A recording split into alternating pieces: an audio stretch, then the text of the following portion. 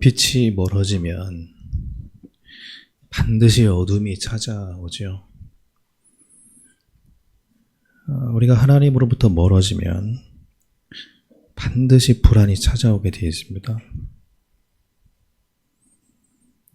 오늘 이사야가 하는 말씀도 마음이 멀어졌다라는 얘기를 하거든요. 너희가 입술로는 나를 공경하는데 마음이 내게서 멀다. 마음이 멀다. 이거는 어떻게 하나의 문학적 비유잖아요. 어떤 시적인 비유잖아요. 마음이 멀다. 그걸 어떻게 그려낼 수가 없는 거잖아요. 마음이 멀다. 하나의 비유죠. 이 비유는 그 안에 담고 있는 어떤 본질이 있는 거잖아요. 뭐를 말하려고 하는 어떤 본질이 있는 거잖아요. 마음이 멀다라는 것은 뭘 말합니까? 이들의 시선이 하나님을 향해 있지 않다라는 걸 말하는 거거든요. 하나님을 바라보지 않고 있다. 그럼 이들 시선이 하나님을 향해 있지 않고 등을 돌려서 다른 쪽을 향해 있다라는 겁니다. 여러분, 등을 돌린 상태. 이거 성경에서 많이 본 것 같죠? 롯의 아내가 하나님을 향해 달려가다가 그 피난처를 향해서 하나님이 마련해 준 피난처를 향해 달려가다가 하나님께로부터 등을 돌려서 그 세상을 바라보고 소금기둥이 되죠. 그러니까 이 등을 돌린다는 것, 마음이 멀다라는 것은 하나님을 바라보지 않는다라는 겁니다. 시선이 상황에 있다라는 것이고 현실에 있다라는 겁니다. 그러면 우리가 하나님을 향해 있지 않고 우리 눈앞에 있는 상황과 현실을 향해서 우리 마음의 시선이 그쪽을 향해 있을 때는 반드시 불안이 찾아오는 겁니다. 빛이 없는 곳에 어둠이 찾아오듯이 그렇다는 겁니다. 자, 그런데 이 불안이 찾아올 때 이 불안은 자기 혼자 오는 법이 없습니다. 친구들과 항상 함께 같이 오는데 그 중에 늘 같이 다니는 친구가 조급함이에요. 좀 불안하면 조급해지죠. 분주해집니다. 그 상황을 어떻게든 간에 내가 모면해보고 해결해 보려고 하는 분주함이 생깁니다. 불안하니까 그런 거죠. 사실 불안이 하는 건 없습니다. 그냥 불안은 우리 마음에 자리를 딱 잡는 순간 일은 누가 하냐면 조급함이 일을 하죠. 분주해지는 겁니다. 그리고 이 조급함과 분주함이 하는 일은 뭐냐면 상황이 그 마음을 컨트롤하도록, 통제하도록 만듭니다. 우리를 향해서 이 상황을 크고 무겁게 만드는 거예요. 계속 그 상황과 현실이 크게 보이게 만들고 무겁게 보이도록 만듭니다. 그럼 우리 마음이 그쪽으로 이제 기울어지는 거죠. 근데 우리 마음이 불안하고 조급하고 분주한 이렇게 되는 데는 그것을 부추기는 원인이 하나가 있는데 우리 마음에 지키고자 하는 게 있을 때 그렇습니다. 그러니까 사울왕이 지키고자 하는 게 있어요. 사울왕이 자기 자리도 지키고 싶고 자기의 인기도 지키고 싶고 많은 걸 지키고 싶습니다. 그러니까 조급하고 분주하게 움직입니다. 불안한 거죠. 기다리지 못합니다.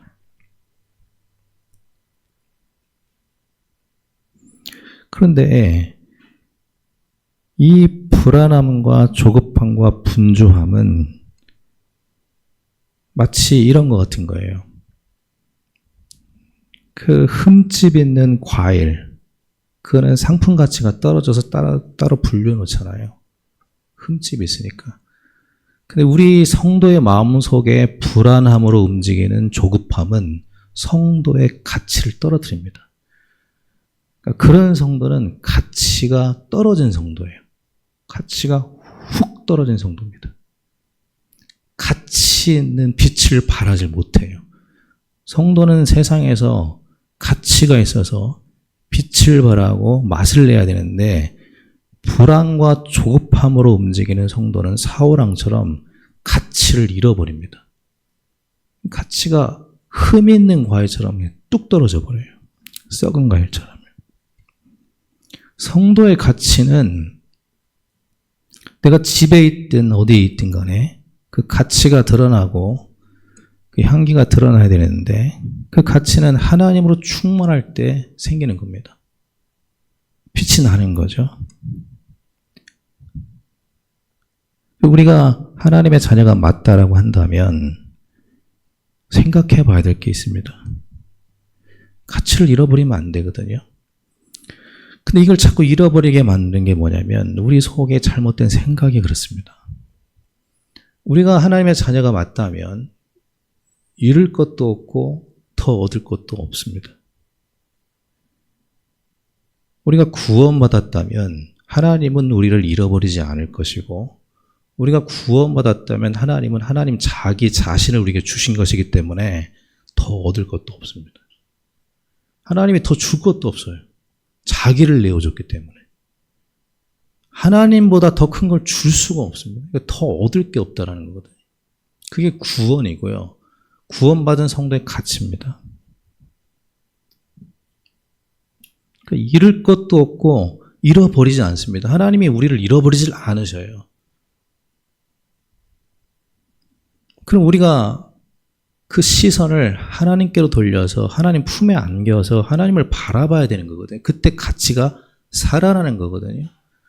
근데 우리가 하나님께로부터 등을 돌려서 상황이 너무나 크게 보이고 현실이 무겁게 보이니까 불안하고 조급함으로 가치를 잃어버리게 됩니다. 이름은 성도인데 이름은 사과인데 가치가 없는 거예요. 우주의 주인은 하나님이십니다. 그리고 우리가 가치 있는 이유는 우리가 하고 있는 어떤 일 때문이 아니라 하나님이 우리와 함께 하시기 때문에 가치가 있는 거죠. 그러니까 하나님 때문에 가치가 있는 거지 우리가 무슨 대단한 일을 하기 때문에 가치 있는 게 아니라는 겁니다. 왜 그렇습니까?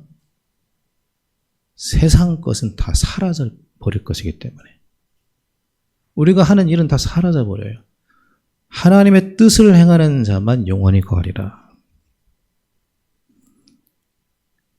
우주도 사라집니다. 우주도 사라져요. 그런데 진리는 사라지지 않습니다. 예수님은 이렇게 말씀하셨습니다. 한 영혼이, 한 사람이 천하보다 귀하다. 우주보다 귀하다.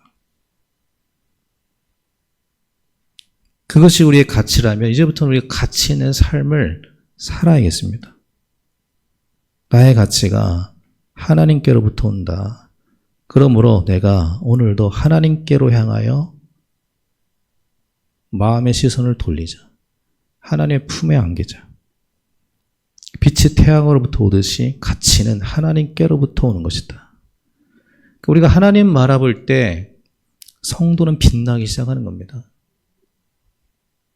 우리의 마음이 하나님을 향해서 돌아가고 하나님 품에 안겨서 하나님과 친밀해지기 바랍니다. 그게 소망인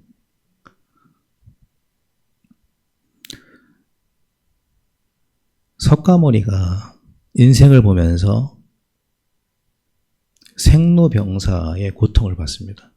그러니까 인생을 보니까 출가해서 인생을 보니까 모든 게 고통인 거예요. 태어나는 것도 고통이고 늙어가는 것도 고통이고 다 병들어 고통당하고 그러다 죽는다라는 겁니다.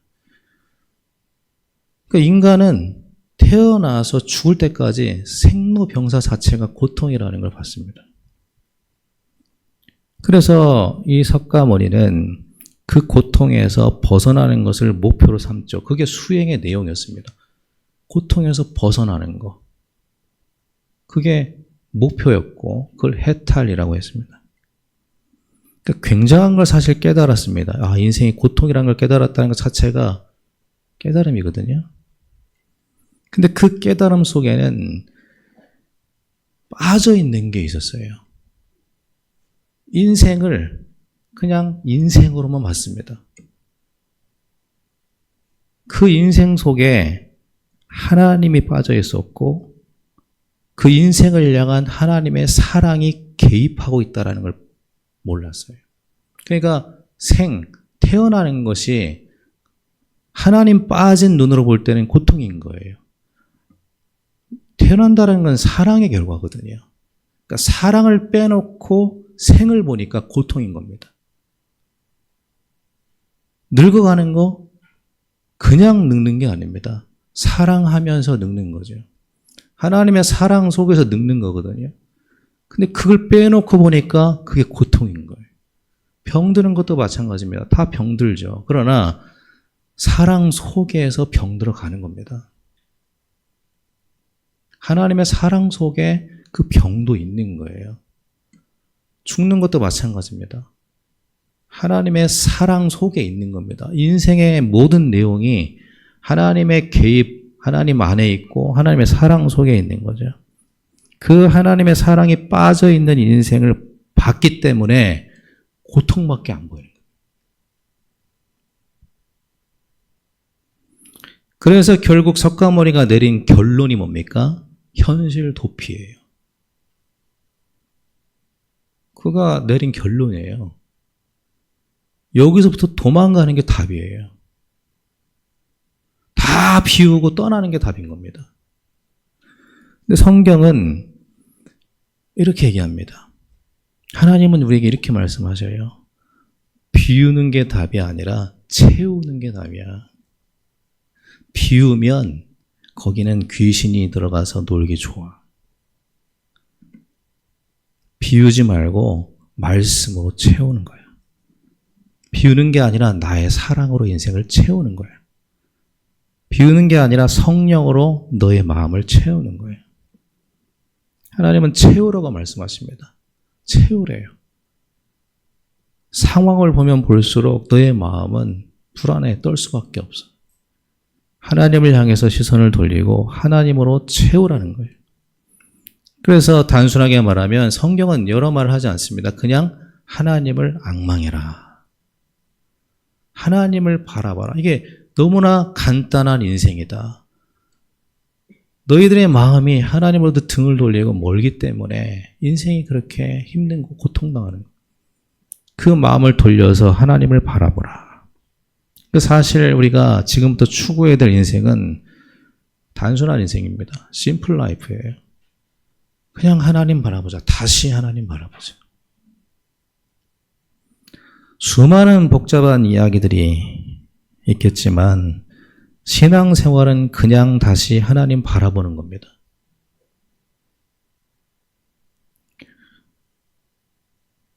지구가 시작된 이래로 천재라고 불리는 사람들이 인간과 인생을 논했습니다. 그러나 단 한 번도 답에 이르지 못했죠. 여전히 헤매고 있습니다. 성경은 이렇게 말합니다. 복의 근원은 하나님이다. 인간이 아무리 떠들어대고 복을 찾아도 복의 근원은 하나님이다. 빛이 태양으로부터 오듯이 모든 복은 하나님께로부터 오는 것이다. 요즘 그 핫한 영화, 그 애니메이션 영화, 킹 오브 킹이라는 그 애니메이션 영화가 있죠. 아직 우리나라는 개봉을 안 했는데 미국에서는 개봉을 했습니다. 근데 이걸 제작한 감독이 그 작품을 10년간 제작을 했는데 이분이 하는 말이 이 작품을 만들다가 모든 걸 다 잃었대요. 가장 먼저 잃은 게 재산이라고 합니다. 자기 재산을 다 잃었대요. 이걸 만들다가. 그 재산을 잃고 당연히 사람도 잃었습니다. 그렇게 다 잃고 나니까 오히려 깨달아지는 게 있더래요. 뭐가 깨달아지냐면 아, 내 인생의 주인은 내가 아니구나. 내 인생의 주인은 하나님이구나. 이게 깨달아지더래요. 내 인생 내 마음대로 되는 게 아니구나. 참, 그 은혜로운 깨달음이잖아요. 오히려 그 깨달음을 가진 거예요. 그러니까 그 반대로 하나님 왜 이러세요? 하나님 없어요? 이게 아니라 아, 인생이라는 게 다 하나님 손에 있고 내가 아무리 애를 써도 내 마음대로 되는 게 아니구나. 인생의 주인은 하나님이구나 라는 깨달음을 얻고 나서 가장 어려울 때, 재산도 잃고 친구들 가장 어려울 때 그때부터 11조를 시작했다고 합니다. 그 이유를 말해요. 왜 그때부터 11조를 시작했냐면 모든 것이 다 하나님 거라는 걸 깨달았기 때문에. 그러고 나서 이제 이거를 제작을 하나님 은혜로 다 완성을 하고 미국에서 상영을 했는데 이게 대히트를 쳐버린 거예요. 이 영화가. 엄청나게 흥행을 한 겁니다. 미국의 교회들이 이것을 미국 교회 전 교회에 보급하려고 지금 한다고 합니다. 엄청난 수익이 나오게 된 거예요. 그러니까 사회자가 장난스럽게 질문을 합니다. 그 엄청난 수익이 나올 텐데 그 11조 하는 거 어렵지 않냐고. 그랬더니 이분이 대답하기를 10에 10이 다 하나님 거라는 거예요.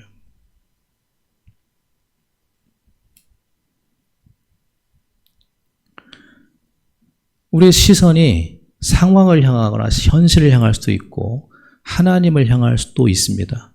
그런데 우리의 시선이 하나님을 향할 때 가치관이 바뀌고 인생도 가치 있게 되는 거죠.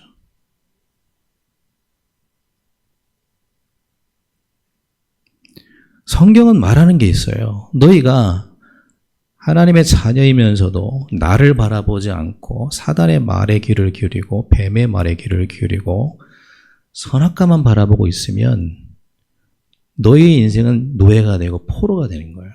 가치를 상실해버려.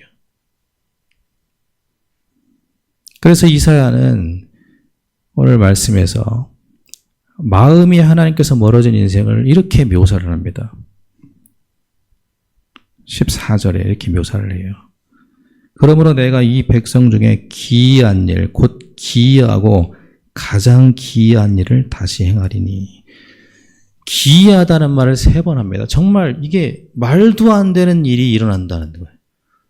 성도에게, 마음이 하나님에게서 멀어진 성도에게 정말 말도 안 되고 말도 안 되고 말도 안 되는 일이 일어나는데 그게 어떤 일이냐면은 지혜자의 지혜가 없어지고 명철자의 총명이 가려지리라. 이 말은 그냥 쉽게 말하면 이게 분명히 사과인데 단맛을 잃어버리리라.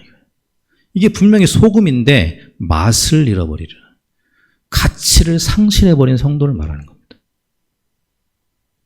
이게 빛인데 빛이 안 나는 거예요. 가치를 잃어버렸다는 겁니다. 이게 너무나 기이하고 기이하고 기이하다. 젊은이에게 젊음이 없어졌고 노인에게 지혜가 사라져버린다. 마음이 불안하다는 자체가 하나님에서 멀어졌다는 말이거든요. 하나님과 가까이 있는 사람은 불안하지 않습니다. 마음이 하나님께 멀어진 사람은 용기를 잃은 군인과 같다는 것이고요. 권력을 잃은 왕과 같다는 겁니다. 이게 말이 안 되는 일이라는 거예요. 이빨 빠진 호랑이와 같다는 겁니다. 그러니까 복을 잃은 하나님의 자녀와 같다는 겁니다. 그게 노예, 포로거든요. 가치를 상실한 성도, 낙원을 잃어버린 성도. 이 모든 것이 마음이 하나님으로부터 멀어졌기 때문에 그렇게 됐다는 겁니다. 다시 정리하면 성도의 가치가 잃어버린, 성도가 가치를 잃어버린 이유는 무능해서도 아니고 연약해서도 아니라 하나님을 바라보지 않기 때문이라는 겁니다.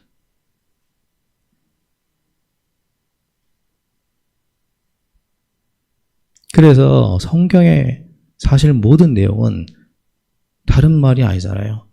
return, 돌려서 하나님을 바라보라는 겁니다. 네 시선을 리턴해서 하나님을 바라보라. 회개라는 거는 리턴이거든요. 돌아서서 하나님을 바라보라는 겁니다. 다시 하나님을 바라보게 되기를 바랍니다. 늘 다시. 그걸 기도라고 말할 수도 있죠. 시편 42편 5절 말씀해 보니까 내 영혼아 네가 어찌하여 낙심하며 어찌하여 불안하여 하는가. 왜 낙심하고 불안해하냐. 그러면서 이렇게 말합니다. 너는 하나님께 소망을 두라. 하나님을 바라보라 하는 거죠. 그러면 그가 나타나서 도우심으로 말미암아 네가 찬송하게 될 것이다.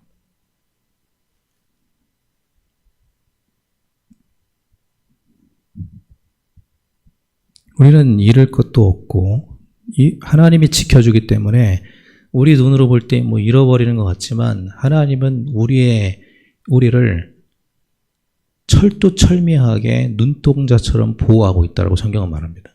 그러니까 잃어버릴 게 없다라는 거예요. 절대로 잃지 않는다는 겁니다. 하나님은 하나님의 자녀를 잃지 않습니다. 그리고 하나님 자신을 내어주셨기 때문에 더 이상 줄 게 없다는 겁니다. 그 가치를 우리가 바로 알고 바로 누리게 되길 바랍니다. 그 입을 열 때마다 그런 진리를 전달하는 입이 되었으면 좋겠습니다. 아무리 여러 가지 얘기해봤자 복잡하잖아요. 답도 없는 복잡한 말을 하는 게 아니라 하나님 바라보고 변치 않는 진리를 전달하는 복된 입이 되길 바랍니다. 세상은 우리의 능력을 묻지만 하나님은 우리의 마음에 대해서 물어보십니다. 네 마음이 어디를 향해 있느냐. 우리 눈에 항상 보이는 게 많고 걸리는 게 많을 겁니다. 그러나 그때 그 어떤 상황에서도 다시 하나님을 바라보는 우리 성도님들 되게 바랍니다.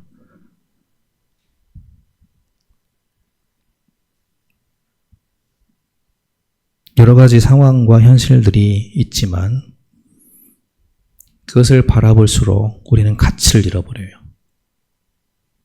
흠집난 사과처럼 가치를 상실하게 됩니다. 하나님을 바라보고 빛의 자녀로 남은 인생을 살아가기 바랍니다. 우리 가치를 찾아내시고 가치 있는 성도가 되어서 가치 있는 인생을 살아가게 되길 바랍니다. 우리 청년들이 진짜 남은 많은 삶 동안 그런 가치 있는 인생 살았으면 좋겠습니다. 세상의 것으로 나를 가늠하지 말고 가치는 하나님께 오는 겁니다. 영원한 가치, 유일한 가치. 그 가치의 근원 되시는 하나님으로부터 우리의 가치가 온다는 사실을 기억하고 바울의 이 말을 좀 기억했으면 좋겠습니다. 에베소 3장 13절에 바울이 이렇게 얘기했습니다. 감옥에 갇혀서 불안해하는 성도들을 향해서 이렇게 말합니다. 나의 여러 환난에 대해서 낙심하지 말아라. 이는 너희의 영광이니라. 모든 것 속에서 하나님의 영광을 찾아낼 수 있는 그런 눈이 우리에게 있길 바랍니다. 우리는 잃을 것도 없고 더 이상 얻을 것도 없는 영광스러운 하나님의 자녀예요. 구원받은 하나님의 자녀입니다. 그 영원한 가치의 영광을 불 속에서도 물 속에서도 그리 아니하실지라도 찾아서 누리고 내가 하나님의 자녀라는 그 영광을 누리고 영광을 말하고 영광을 전하는 우리 모든 성도님들 남은 인생 되기를 예수님 이름으로 축원합니다.